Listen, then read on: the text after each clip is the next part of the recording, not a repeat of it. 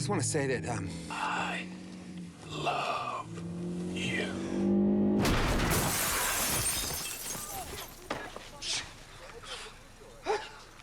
Jesus Christ! Really? Every movie's a love story, you know, no matter what it is. It's a romance movie, and the romance is between Michael Bryce and Darius Kincaid. I love all the old school buddy action movies, and I was trying to think of who would really hate each other right off the bat. Well, Hitman, the Bodyguard. I loved the love story between Bryce, my character, and Sam Jackson's character, Kincaid. These two guys couldn't be more polarized when we meet them, and then as we move through the film, they start to kind of acquire a sort of a begrudging love and respect for each other, and it is a love story. Oh, shit! What the fuck, Bryce? We had our star, Ryan Reynolds, involved in it from the very beginning. Shall we? Speaking with Ryan, we were like, felt pretty adamant that this should be a redemption plot for Ryan's character. I was up here, yeah? Now I'm down here. Then it was a matter of, okay, how do we find someone who can partner up with Ryan, Tim, and sort of be an interesting opposite number? Shit, motherfucker. Sam is one of those unique movie stars that you feel like you know even if you've never even spent a good amount of time with him. I've known Ryan for a while. I mean, we don't spend a lot of time together, but every time we've been together, we have a connection. Sam and I worked together on an animated film, and we had great chemistry. Shocking. This particular thing came up, and he said he wouldn't do it without me, and I was like, great, so let's do it.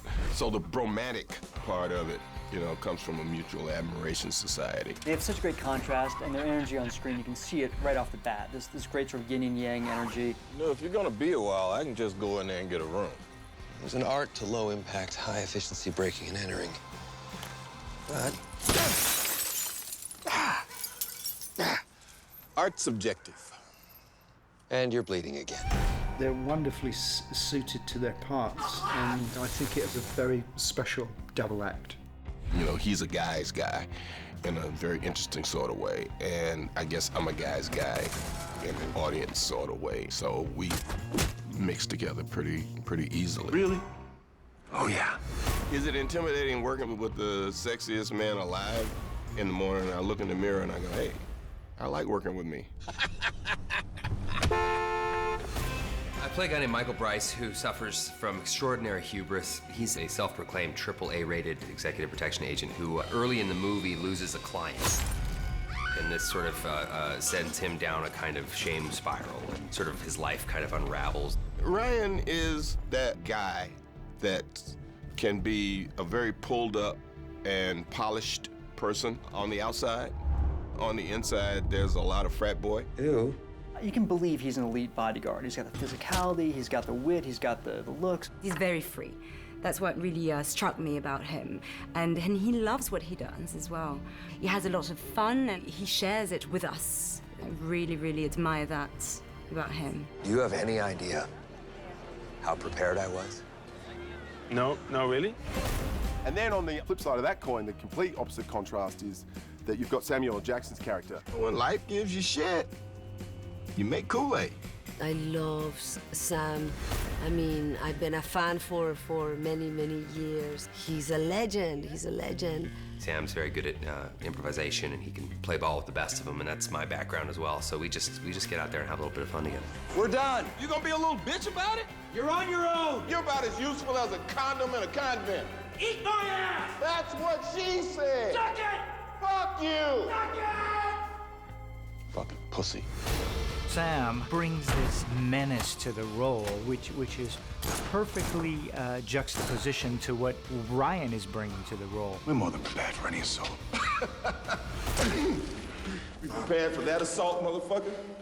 Shouldn't be afraid of him if you're not a specific target. He doesn't just wake up every day and decide I'm going to kill somebody. He kills people for a living, and that's his job. He's very good at it. Oh, thank God you're here. Don't know what I would have done without you. At the beginning of any romance film, you get two people that hate each other's guts. What the fuck? You'll see in our film, they hate each other so much that they nearly murder each other the first time they see each other.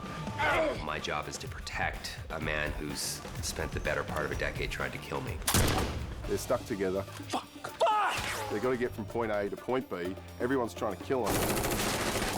And on top of that, they're trying to kill each other. Hey, whoa, let's talk about this, okay? Bryce is arrogant and nighty-night.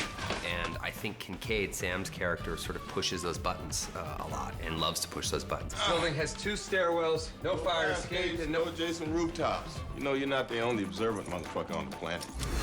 When you have the right person, you can pick at personality flaws in a specific way that aren't malicious, but have a level of sarcasm that allows an audience to share them.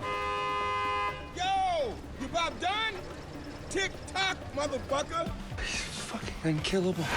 Early on, it was like, I made this rule that there's only 2 ways the scene can end with Bryce and Kincaid, and that is Sam Jackson telling Michael Bryce to Shut the fuck up! or the alternative is the stone-cold expression of Michael Bryce and Sam Jackson laughing. Go on.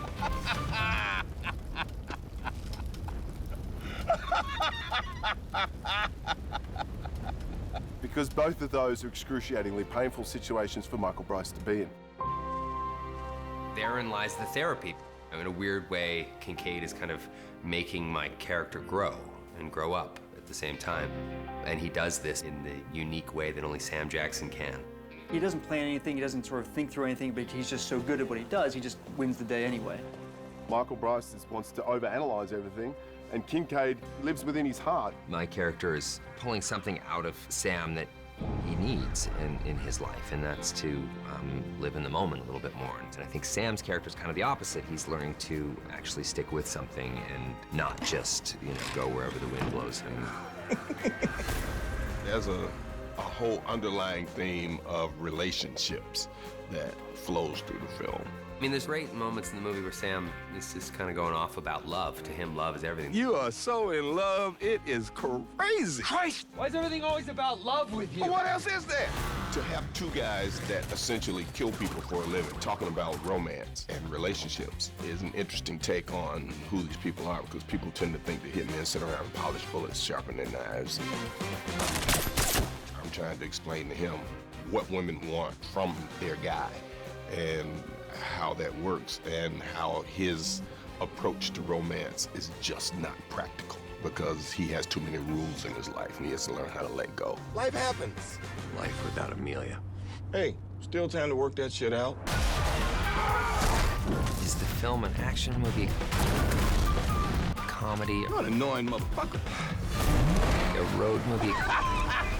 It's all of the above.